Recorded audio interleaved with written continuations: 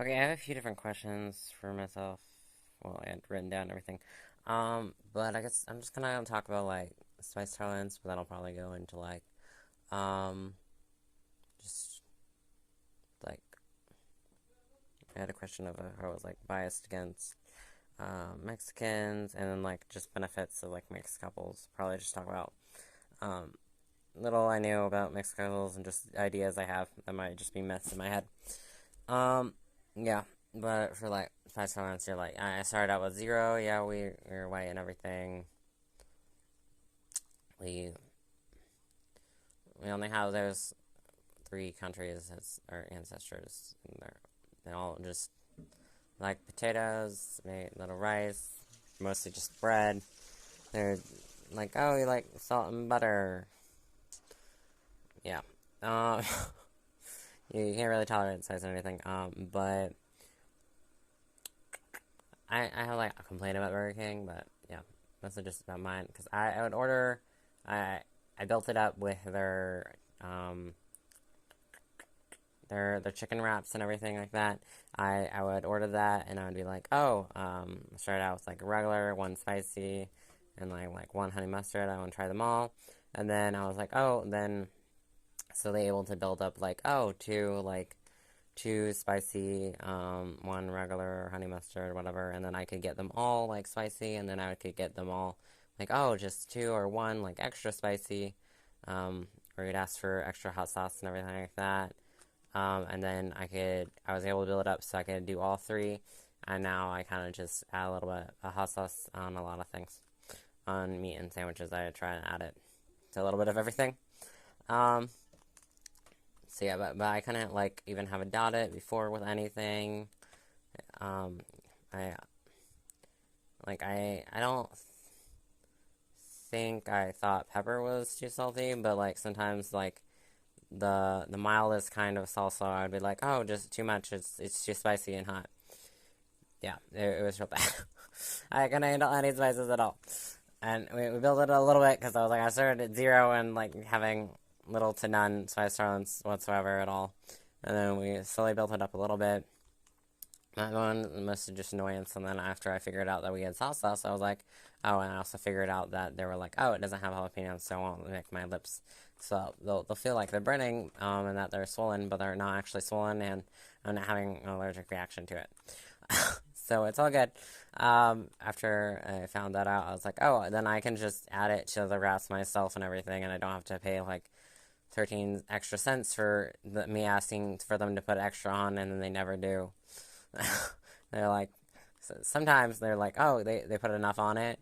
But I was like, I was always asked for extra, and then it's like barely any on it, or there's none on it, or there's a dot or two of it, and or then you might be lucky with like one sandwich that has like just like, oh, we deem like the regular amount, and you're like, nope, it's not what I wanted, not what I asked for, but you already came home to eat my food. I don't care. And then I was like, oh, I can fix this with hot sauce. And then I was like, I really just want the hot sauce, and I actually don't actually care about the sandwich whatsoever, so I really just craving the hot sauce. And then I was like, oh, I like other hot sauce options, and I can just use this instead.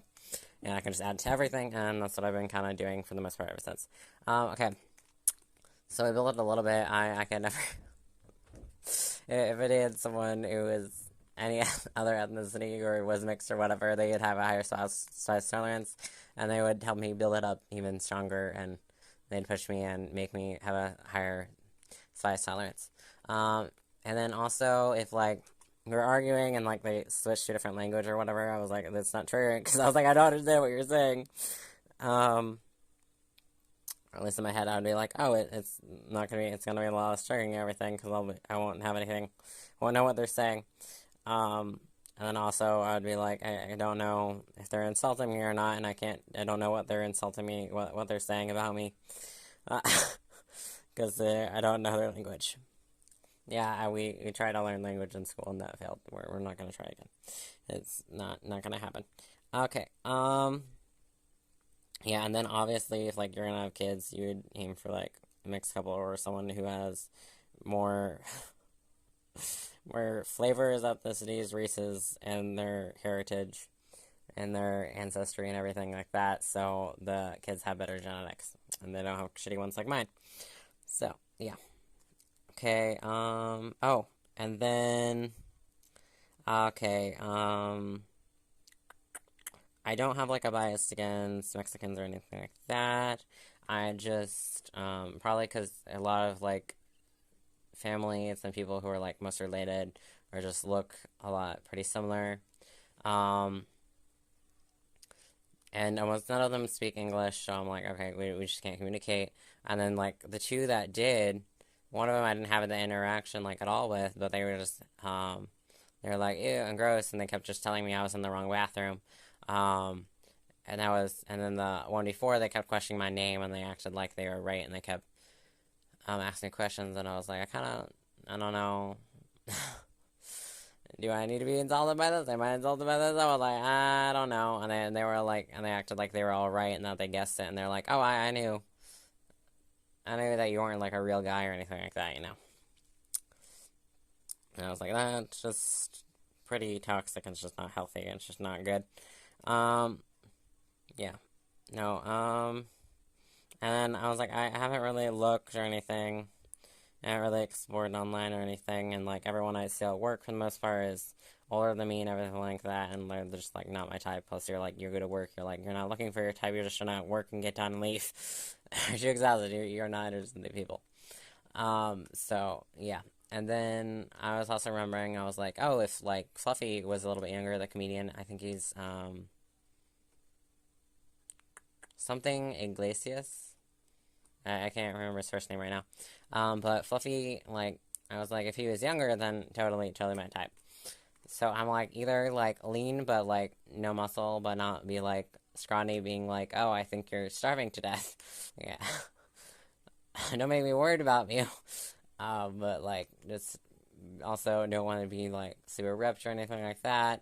But it'd be like, oh, if he's bigger, he's, like, what his nickname is Fluffy and everything, what he would be considered his size, like, look like him. I was like, you just look chubbier and you're cuter. Yeah, I was like, that's cute. And then thinner just be like, oh, no, hot, and that's cute. I like both of them. And okay with the in between, but I usually just attracted one to the other. Perfectly fine with the in between, but I just noticed my preference. Okay, that's a different comment. Sorry, it's a different video. Okay, I can talk about that anytime, probably. But, yeah, I was like, I get along with them fine, even though they barely know any English, they know none at all. I was like, because we're just working. I was like, they were taught, and they know how to do their job, and they're just helping you, and you're like, I just need some help, and because we're trying to just get this done, knocked out, and go home. And they're all super nice and everything. I was like, I just didn't have great interactions with the people that spoke English because they just weren't that nice. Yeah.